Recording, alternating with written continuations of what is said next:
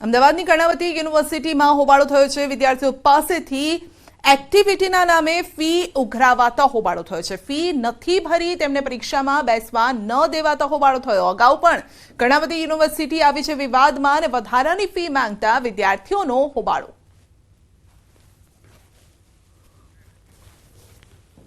અમદાવાદના સનાથલ વિસ્તારમાં પલટી કાર ગોકુલધામ સોસાયટી પાસેના સીસીટીવી સામે આવ્યા છે, જેમાં દ્રશ્યો કેદ થયા છે। આપ જોઈ શકો છો કે કાર પલટી ખાઈ ગઈ હતી। તૂટેલા ડિવાઈડરનો પથ્થર રસ્તા પર પડ્યો હતો અને જેના પર કાર ચઢી જતા પલટી ખાઈ ગઈ। કાર ચાલક મહિલાનો આબાદ બચાવ થયો છે, કોઈ જાનહાનિ નથી થઈ। એક સપ્તાહ પહેલાની આ ઘટના છે, જેના સીસીટીવી હવે બહાર આવ્યા છે।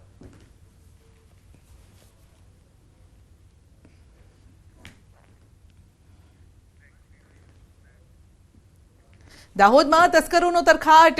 સાઈ ખુશીધામ સોસાયટીમાં તસ્કરોનો તરખાટ। 3 મહિનામાં 4 થી 5 વખત તસ્કરો સીસીટીવીમાં કેદ થયા છે। થોડા સમય અગાઉ તસ્કરોએ 3 મકાનોને નિશાન બનાવ્યા હતા।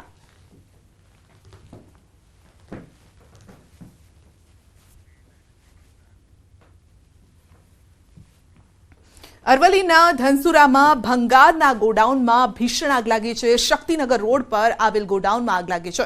ભીષણ આગથી આસપાસના વિસ્તારમાં આગ ફેલાવાની દહેશત પણ છે। આગ પર કાબુ મેળવવા સ્થાનિકોનો પ્રયાસ છે। આગમાં ભારે નુકસાનની પણ શક્યતા છે। પંચમહાલના ગોધરા ભામૈયા પશ્ચિમ ગામના તળાવમાં ડૂબવાથી પિતા પુત્રીના મોત થયા છે અને સમગ્ર મામલે તપાસ દરમિયાન આત્મહત્યા કરાઈ હોવાનું પણ સામે આવ્યું છે। પોલીસ તપાસ દરમિયાન 3 ચિઠ્ઠીઓ પણ મળી આવી છે અને મૃતકની જમીન સરકારી ગોડાઉન માટે સંપાદન કરાઈ હતી। જમીન સંપાદનના નાણાં મૃતક પાસેથી પડાવી 3 લોકો તરફથી માનસિક ત્રાસ અપાયાનું ચિઠ્ઠીમાં ખોલ્યું છે તો ઉલ્લેખ પણ કરાયો છે। માનસિક ત્રાસથી કંટાળી પિતા પુત્રી આત્મહત્યા કરી હોવાનું સામે આવતા સમગ્ર મામલે પોલીસ ફરિયાદ પણ નોંધાઈ છે।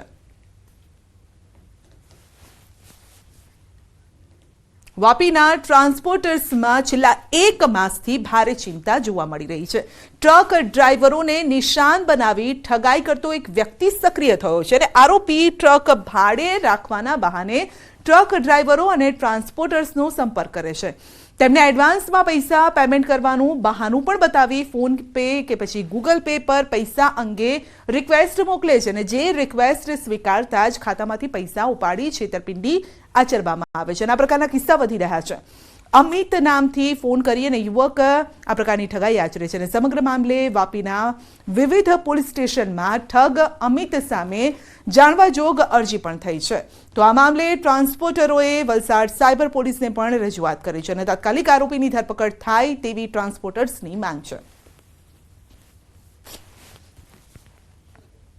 हमारे कार्ड का उपयोग दुरुपयोग कोई कर रहा है। अमित कुमार बोल के बंदा है जो हमारे कार्ड पे अपना नाम डाल के और वापी में सब ट्रांसपोर्टर को फ्रॉड कर रहा है, तो इसकी जल्दी धरपकड़ हो ऐसा हम लोग की मांग है। અમિત કુમાર નામનો આ એક માણસ છે જે બધા સાથે અમારે ટ્રાન્સપોર્ટ જેટલા બી અમારા ટ્રાન્સપોર્ટ ભાઈઓ છે એ લોકો સાથે બધું ફ્રોડ થઈ રહ્યું છે। લગભગ 1 થી 1.5 મહિનાથી આ બધી વસ્તુ ચાલી રહી છે અને લગભગ 30 થી 35 ટ્રાન્સપોર્ટવાળા જોડે એને ફ્રોડ કરેલો છે।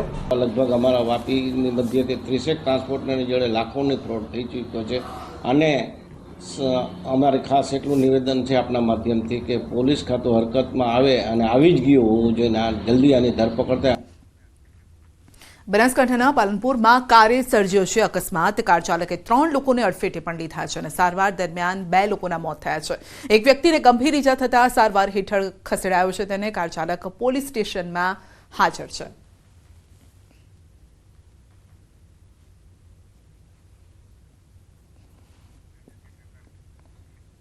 વડાપ્રધાન નરેન્દ્ર મોદી આવતીકાલે ગુજરાત પ્રવાસે આવશે। અમદાવાદ મહેસાણા નવસારીના કાર્યક્રમમાં તેઓ હાજરી આપશે। પીએમના આગમનને લઈને તડામાર તૈયારીઓ કરવામાં આવી છે। આગમન પહેલા જ એરપોર્ટથી સ્ટેડિયમ સુધી રિહર્સલ પણ કરાયું।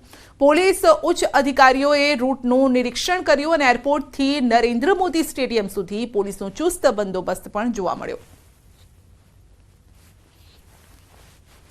વડાપ્રધાન નરેન્દ્ર મોદી આવતીકાલે ગુજરાતના પ્રવાસે છે અને અમૂલ દ્વારા આયોજિત સહકાર સંમેલનમાં હાજરી આપવાના છે। ત્યારે વડાપ્રધાન નરેન્દ્ર મોદી આવે તે પહેલાં જ અમદાવાદ એરપોર્ટથી લઈ નરેન્દ્ર મોદી સ્ટેડિયમ છે તે સ્ટેડિયમ સુધી રિહર્સલ છે તે કરવામાં આવી રહ્યું છે। એટલે કે અમદાવાદ એરપોર્ટથી લઈ સ્ટેડિયમ સુધીનો જે રૂટ છે તેનું નિરીક્ષણ છે તે કરવામાં આવશે। સુરક્ષામાં કોઈ જ ખામી ના રહી જાય તે માટેની આખી વ્યવસ્થા છે તે કરવામાં આવી હતી। ગઈકાલે એએસએલ મળીએ તે આજે રિહર્સલ થઈ રહી છે, એટલે કે વડાપ્રધાન નરેન્દ્ર મોદીની સુરક્ષામાં કોઈ જ ખામી ના આવે તે માટેની અગાઉથી આયોજન છે તે કરવામાં આવી રહ્યું છે। આ કાફલો છે અમદાવાદ એરપોર્ટ પરથી નીકળી રહ્યો છે અને અમદાવાદ એરપોર્ટથી થઈ અને જે સ્ટેડિયમ છે તે જશે। વડાપ્રધાન નરેન્દ્ર મોદી આવતીકાલે અમદાવાદ આવવાના છે અને આખો કાફલો છે તે સ્ટેડિયમથી અમદાવાદ એરપોર્ટ પર પરત ફરશે અને ત્યારબાદ જે કાર્યક્રમ છે સહકાર સંમેલન તે પૂર્ણ કરી વડાપ્રધાન નરેન્દ્ર મોદી છે તે વાડીનાથ મહાદેવના જે પ્રાણ પ્રતિષ્ઠા મહોત્સવ છે ત્યાં જવા માટે રવાના થશે। કેમેરામેન અમિત શર્મા સાથે વિભુ પટેલ, ન્યૂઝ 18 ગુજરાતી, અમદાવાદ। નરેન્દ્ર મોદી સ્ટેડિયમમાં કાલે સહકાર સંમેલનનું આયોજન કરાયું છે। પ્રધાનમંત્રીની હાજરીમાં યોજાશે સહકાર સંમેલન। સહકારિતા મંત્રી અમિત શાહ પણ હાજર રહેશે અને 1.25 લાખથી વધુ ખેડૂતો અહીં હાજર રહેશે। 5 નવા પ્રોજેક્ટનું પીએમના હસ્તે ઉદ્ઘાટન થશે। તો અમૂલ ફેડરેશનની 1973ની સ્થાપના, 1946માં અમૂલ ડેરીની સ્થાપના થઈને આ વર્ષે ટર્નઓવર 61,000 કરોડને આંબી જશે અને 1.25 લાખ ખેડૂતો અહીં હાજર રહેશે। આપણે જણાવી દઈએ કે આગામી 10 વર્ષમાં વિશ્વનું 30%થી પણ વધુ દૂધ ભારતમાં ઉત્પાદન થશે। 1200 કરોડના 5 પ્રોજેક્ટમાં રોકાણ। 1946માં 250 લીટર દૂધ સાથે અમૂલની સ્થાપના થઈ હતી અને સરદાર પટેલની દીર્ઘદ્રષ્ટિથી આ સ્થાપના કરાઈ હતી। અમૂલ ફેડરેશનની સ્થાપનાના 50 વર્ષની ઉજવણી અને અમૂલના સંઘો થકી રોજ 300 લાખ લીટર દૂધ આવે છે। સ્થાપના સમયે ફેડરેશનનું ટર્નઓવર 20 કરોડનું હતું। ફેડરેશનનું ટર્નઓવર આ વર્ષે 61,000 કરોડને આંબી જશે અને દરેક ગામમાંથી 1.25 લાખ ખેડૂતો કુલ અહીં હાજર રહેશે। 1200 કરોડના 5 નવા પ્રોજેક્ટનું ઉદ્ઘાટન, ચીઝ, આઈસ્ક્રીમ, ચોકલેટ પ્લાન્ટનું ઉદ્ઘાટન થશે। અમૂલના એક્સપાન્શન માટે પણ હાલ 11,000 કરોડના પ્રોજેક્ટ અને 3,000 કરોડના કામ પૂર્ણ થયા છે। ગુજરાત અને ગુજરાત બહાર અમૂલ કરશે એક્સપાન્શન। પુણે, ગોવા, કલકત્તા, મુંબઈ, વારાણસી સહિતના સ્થળે વિસ્તાર આનું કરવામાં આવશે। 4,000 થી 5,000 લોકોને સીધી અને આડકતરી રીતે વિસ્તરણ થકી રોજગારી પણ મળી રહેશે। આજે આપણું ટર્નઓવર અમૂલ બ્રાન્ડનું 80,000 કરોડ રૂપિયાને આંબી ગયું છે। અમૂલ ફેડરેશનનું ટર્નઓવર 61,000 કરોડને આંબી જશે આ વર્ષે। દૂધ રોજનું 300 લાખ લીટર આવે છે। 36 લાખ સભાસદ છે। 18,600 ગામ, ગુજરાતના લગભગ દરેક ગામમાં એક દૂધ મંડળી છે। એટલે આમ વિશ્વની સૌથી મોટી સહકારી ડેરી સંસ્થા તરીકે આપણી આ સંસ્થા આજે ઉભરીને આવી છે। એટલે આમ આ પ્રસંગ એક ઉજવણીનો પ્રસંગ છે। ખેડૂતો ભેગા થઈ સહકારી મોડેલથી એક ગ્લોબલ લેવલની એક સંસ્થા કેવી રીતે ઊભી કરી શકે, ગ્લોબલ લેવલની બ્રાન્ડ એટલે કે વિશ્વની સ્ટ્રોંગેસ્ટ ડેરી બ્રાન્ડ તરીકે આજે જ્યારે અમૂલની ગણના થતી હોય તો ખેડૂતો તેમના પરિશ્રમથી, તેમની અથાગ મહેનતથી અને તેમની દૂરંદેશી વિઝનથી કેવી રીતે કામ કરી શકે તેનું આ જ્વલંત મોડેલ છે। પ્રધાનમંત્રી નરેન્દ્ર મોદી આવતીકાલે ગુજરાતના પ્રવાસે આવવાના છે અને અમદાવાદ સહિત અલગ અલગ જગ્યાએ 5 અલગ અલગ કાર્યક્રમોમાં પ્રધાનમંત્રી નરેન્દ્ર મોદી જે છે તેઓ ઉપસ્થિત રહેવાના છે। ત્યારે સૌથી પ્રથમ કાર્યક્રમ જે છે અમદાવાદના નરેન્દ્ર મોદી સ્ટેડિયમમાં ગુજરાત કોઓપરેટિવ મિલ્ક માર્કેટિંગ ફેડરેશનની ગોલ્ડન જ્યુબલી જે છે કે તેની ભવ્ય ઉજવણી પ્રધાનમંત્રી નરેન્દ્ર મોદી અહીંયા કરવાના છે અને નરેન્દ્ર મોદી સ્ટેડિયમમાં આ સમગ્ર કાર્યક્રમનું આયોજન કરવામાં આવ્યું છે। દ્રશ્યમાં આપ જોઈ શકો છો કે અત્યારે તમામ પ્રકારની તૈયારીઓ જે છે તે અત્યારે નરેન્દ્ર મોદી સ્ટેડિયમમાં કરવામાં આવી રહી છે। નરેન્દ્ર મોદી સ્ટેડિયમમાં મહાસંમેલન યોજાવાનું છે જેમાં 1.25 લાખથી પણ વધુ લોકો જે છે તે અહીંયા ઉપસ્થિત રહેવાના છે। પ્રધાનમંત્રી નરેન્દ્ર મોદીની સાથે સહકારિતા મંત્રી અમિત શાહ, આ ઉપરાંત મુખ્યમંત્રી ભૂપેન્દ્ર પટેલ સહિતના નેતાઓ અને ફેડરેશનના હોદ્દેદારો પણ અહીંયા ઉપસ્થિત રહેશે। ખાસ કરીને જો વાત કરવામાં આવે જે ગુજરાત કોઓપરેટિવ મિલ્ક માર્કેટિંગ ફેડરેશનની આ ગોલ્ડન જ્યુબલી સેલિબ્રેશનના ઉત્સવ સમયે પ્રધાનમંત્રી નરેન્દ્ર મોદી જે છે કે તેઓ અલગ અલગ 5 પ્રોજેક્ટ જે છે તે અમૂલના આ 5 પ્રોજેક્ટનું ઉદ્ઘાટન કરવાના છે અને તેને લઈને હાલ અત્યારે આપ જોઈ શકો છો કે તમામ પ્રકારની તૈયારીઓ જે છે તેને આખરી ઓપ આપવામાં આવી રહ્યો છે.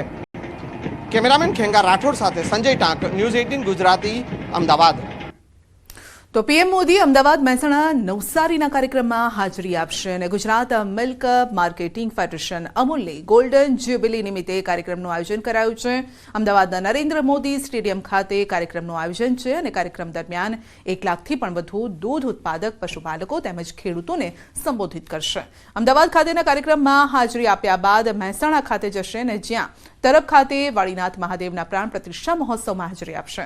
વાળીનાથ મંદિરમાં પૂજન કર્યા બાદ માલધારી સમાજને સંબોધિત કરશે. બપોર બાદ વડાપ્રધાન નરેન્દ્ર મોદી નવસારી જવા રવાના થશે.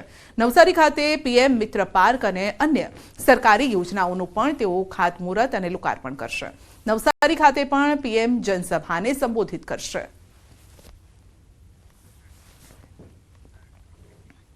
ભાવનગરમાં ફરી એકવાર આખલાઓનો ઉત્પાત જોવા મળ્યો છે. શહેરના મુખ્ય બજાર પાસેના રૂપમ ચોક પર જાહેરમાં 2 આખલાઓ બાખડતા અફરાતફરી મચી ગઈ હતી. 2 આખલાઓ સામસામે આવતા વાહન ચાલકો સહિત રાહદારીઓના જીવ અદ્ધર થઈ ગયા હતા અને શહેરમાં આખલાઓનો ઉત્પાત દૂર થાય તે માટે મનપા દર મહિને 40 લાખ જેટલો ખર્ચ કરે છે. છતાં પણ જાહેર રોડ પર આખલાઓના આતંકની ઘટનાઓ સામે આવતી રહે છે.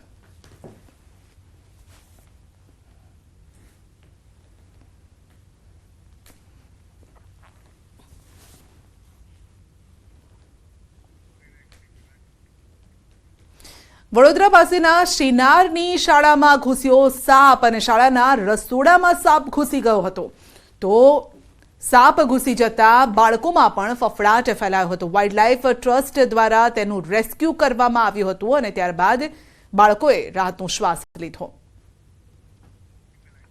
તો શાળાના રસોડામાં આ સાપ ઘૂસી ગયો હતો, જેને લઈને લોકોમાં ચિંતા વ્યાપી હતી. બાળકો પણ ચિંતિત થઈ ગયા હતા. તો વડોદરાની આ ઘટના છે જ્યાં શાળાના રસોડામાં સાપ ઘૂસી ગયો અને ત્યારબાદ વાઇલ્ડલાઇફ ટ્રસ્ટ દ્વારા તેનું રેસ્ક્યુ કરાયું.